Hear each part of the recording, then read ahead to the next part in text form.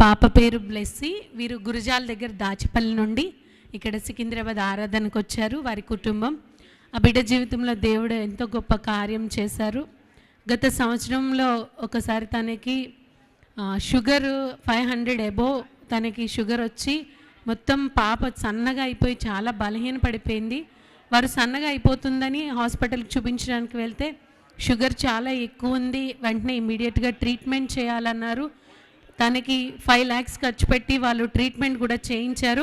అప్పుడు డాక్టర్స్ అయితే చెప్పారు వెంటనే ఒక 10 daysకి రిపీట్ అవ్వచ్చు, లేకపోతే 1 month, లేకపోతే 1 yearకి కూడా అది మళ్ళీ రిపీట్ అయ్యే ఛాన్సెస్ ఉన్నాయని డాక్టర్స్ చెప్పారు. కానీ 10 నెలలకే మళ్ళీ షుగర్ అనేది మళ్ళీ అటాక్ అయ్యి 500కి వెళ్ళిపోయి మనిషి ఇంత లావ్ అయిపోయి ఒళ్ళంతా నీరు పట్టేసి చాలా భయంకరమైన స్థితిలోకి వెళ్ళిపోయింది.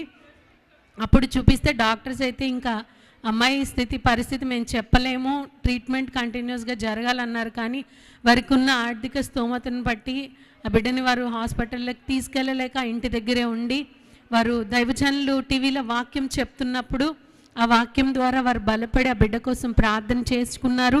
అలానే తైలాభిషేకానికి వచ్చి ఇక్కడి నుంచి తీసుకుని వెళ్ళిన ప్రార్థనలోనే తనకు రోజు రాస్తూ ఉండగా దేవుడు అద్భుతమైన కార్యం చేశారు.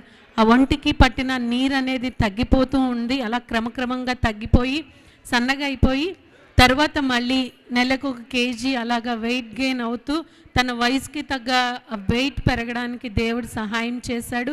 ఆ షుగర్ కూడా 500 అబోవ్ టచ్ అయ్యేది షుగర్.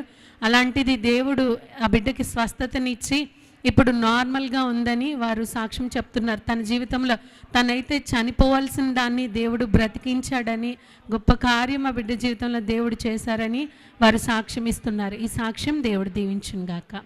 ఆమేన్.